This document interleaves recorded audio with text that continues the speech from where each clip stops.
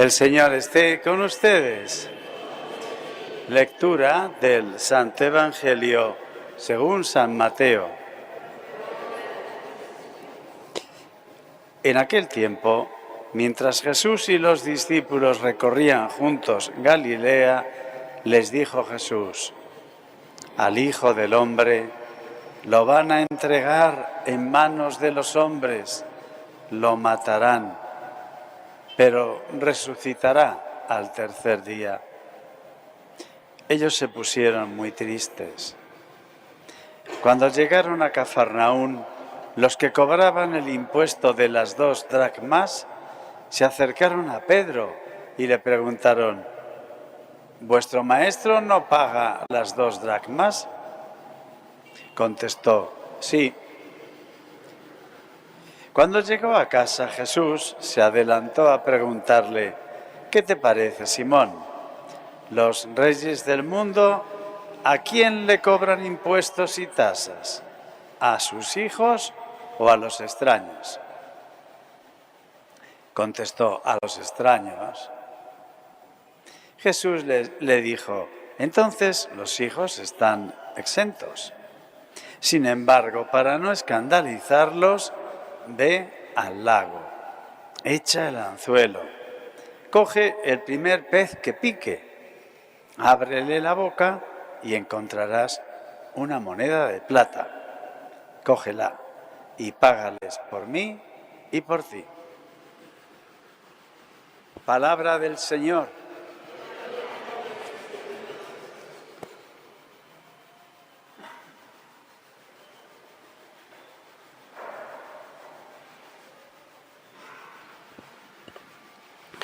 Muy querido Padre José Joaquín, bienvenido de nuevo a esta tu segunda tierra. Queridos todos, hoy pensaba con este Evangelio qué bien sabe el Señor alternar en nuestra vida, según lo vamos necesitando, los consuelos y los desconsuelos, o más bien los desconsuelos y los consuelos. El Señor, en su divina pedagogía, sabe hacernos sufrir y permitir en nosotros el sufrimiento, como un buen padre que sabe regañar y que sabe castigar a sus hijos. Pero un buen padre, una buena madre saben explicar el porqué y saben alternar el consuelo después de una regañina, después de un aprender de un mal momento. Y lo veíamos el otro día cuando el Señor les da el disgusto tremendo a Pedro y a los apóstoles del primer anuncio de la pasión. El Hijo del Hombre tiene que padecer mucho. Y Pedro pues se asusta como tantas veces. A veces en misa nos asustamos demasiado poco del Evangelio. Estamos tan acostumbrados a él, pero el Evangelio tiene que levantar ampollas en nosotros, tiene que asustarnos de vez en cuando, porque es tremendo.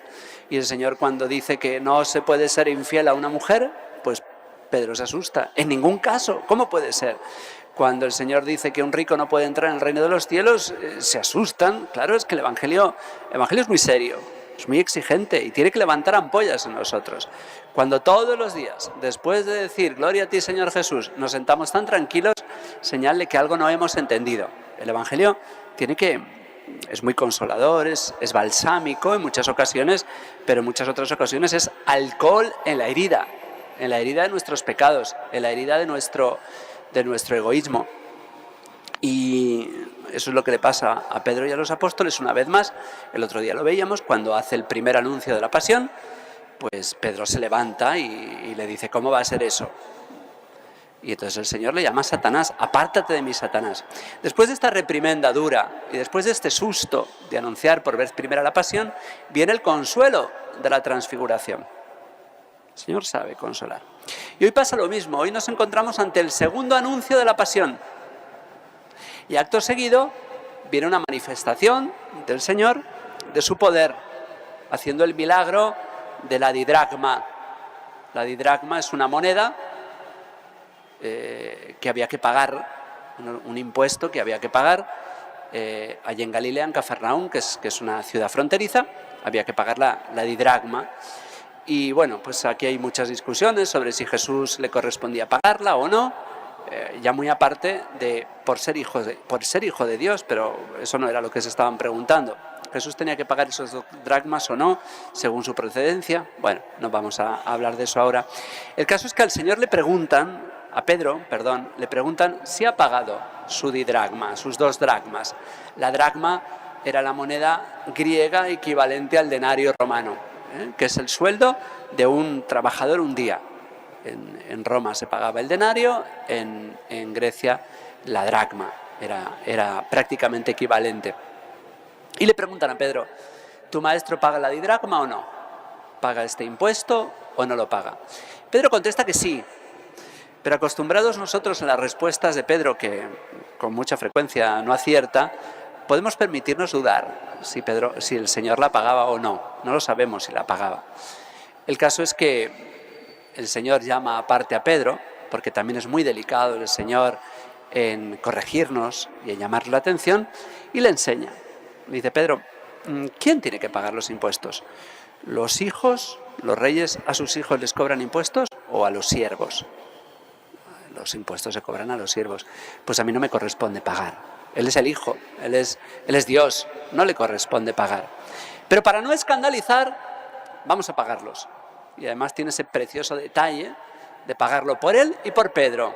Y entonces hace este milagro extraño, la verdad es que lo es, en que Pedro saca un pescado del que sale una moneda de plata que equivalía a 4 dracmas, a 2 didracmas. Es el detalle precioso que tiene el Señor de pagar su impuesto y el de Pedro.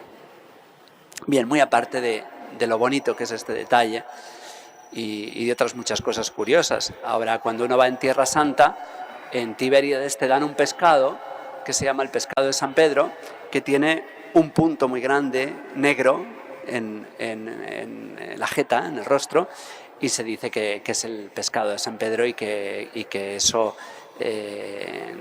recuerda a la moneda que tenía el pescado en la boca. Bueno, no es este el pescado en absoluto. Pero bueno, lo que vamos es que es lícito hacerse una pregunta, porque es una pregunta que nos hemos hecho siempre, en todas las épocas. ¿Hay que pagar impuestos? Esa pregunta ya se la hacían los judíos en tiempos de Jesús. A Jesús, para ponerlo a prueba, le presentaron un denario, una moneda romana, y le preguntaron si había que pagar impuesto al César, para ponerlo a prueba. Y el Señor, al final, pues su conclusión es que sí. Los romanos, los judíos veían como una afrenta tener una moneda en la que estaba representada un emperador, porque ellos no representaban ni animales ni seres humanos, y mucho más un emperador que se atribuía la divinidad. Por eso en el templo no se podían usar las monedas romanas, había que cambiarlas. Entonces le presentan esa moneda y el Señor dice, ¿de quién es esa moneda? ¿Del César? Pues al César lo que es del César y a Dios lo que es de Dios.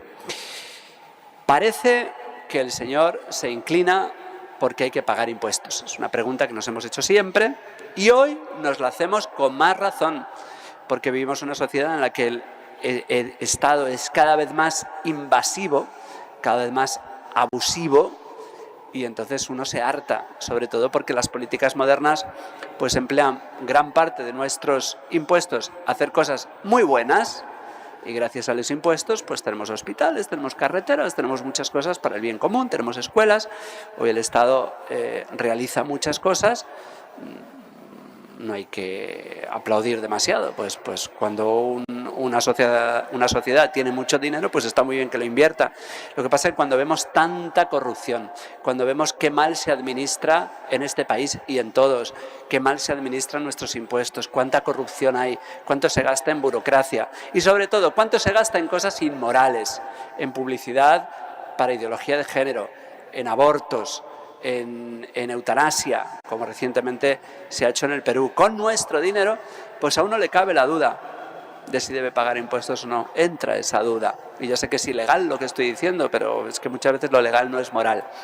Bueno, ante la duda hay que pagarlo. Es un discernimiento que cada uno tiene que hacer, y ante la duda parece que el Evangelio, el Señor no contesta directamente a esta pregunta, pues parece que hay que pagarlo mientras no se pueda evitar un mal mayor. Pero desde luego, lo que no cabe ninguna duda es que nosotros, que nos hacen creer que vivimos en democracia, tenemos que ser mucho más activos a la hora de exigir a nuestras autoridades el modo de gastar nuestro dinero, porque el Estado se arroga, los politicuchos que gobiernan para 4, para 5 años, se creen dueños del dinero que sacan del trabajo de los ciudadanos y creen que lo pueden administrar de cualquier manera. Estamos muy contentos porque vivimos en democracia y creemos que nosotros elegimos a nuestros gobernantes, lo cual es mentira porque nos dan a elegir entre 4 y normalmente no nos gusta ninguno de los 4. Es falso que vivimos en democracia, pero bueno, no hay ningún sistema perfecto y tampoco podemos tener el sistema que a cada uno le guste. Pero lo cierto es que mientras nos planteamos en algunos momentos si debe haber objeción de conciencia o no a pagar los impuestos o algunos, mientras tanto, pues da la sensación de que es menos malo pagar impuestos, pero tenemos que ser mucho más activos a la hora de hablar con nuestros políticos y de exigirles el buen uso de nuestro dinero. Les pongo un ejemplo.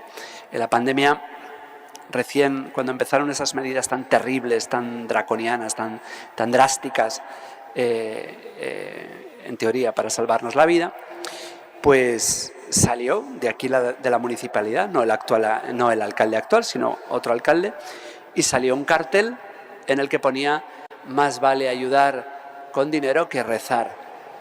Me mandaron a mí ese cartel y me indignó. Con mis impuestos, con nuestros impuestos, con los impuestos de la comunidad católica, van a decir que es más importante dar comida. Nosotros que nos habíamos negado a cerrar el comedor porque nos querían cerrar el comedor y lo mantuvimos abierto porque nos parecía que peor que morirse de COVID era morirse de hambre.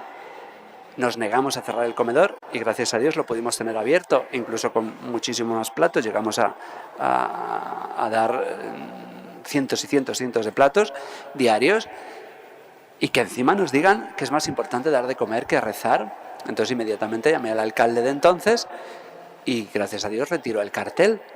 Hace poco con nuestros impuestos se ha pagado una pseudo boda entre un majadero, un mamarracho y un árbol. Bueno, pues también se protestó porque con nuestros impuestos no se pueden hacer esas ceremonias y gracias a Dios el alcalde con toda humildad pidió disculpas. ¿Qué quiero decir con esto? Que nosotros tenemos la obligación, cada uno desde el ámbito que nos ocupa y desde el puesto en el que estamos, tenemos la obligación de velar y de exigir a nuestras autoridades democracia. No es que una vez cada 5 años dejamos un voto y ya que hagan lo que quieran con ello. Tenemos que ser activos, tenemos que fomentar mucho las instituciones intermedias que los estados modernos quieren eliminar, como son la familia, como es el barrio, como son las asociaciones vecinales, como son tantas asociaciones que podemos formar para defender las cosas importantes, las más importantes. Y decirles con toda claridad a nuestros políticos: no te voy a votar si defiendes el aborto, o por lo menos no defiendes la vida, porque no dices nada en el programa. No te voy a votar, no cuentes con el voto de los católicos si vas a atacar la vida o no la vas a proteger desde su concepción hasta el ocaso natural. No te voy a votar si defiendes la ideología de género, si no proteges a la familia, si no proteges el derecho de los padres a educar, si no proteges el bien común. Es muy importante que seamos mucho más activos.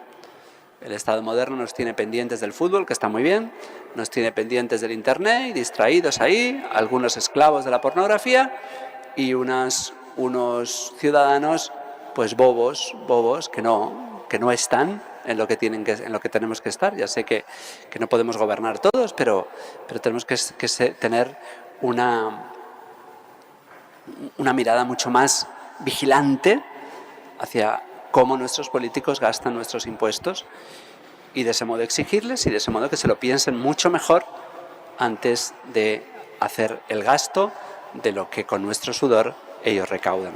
Que así sea.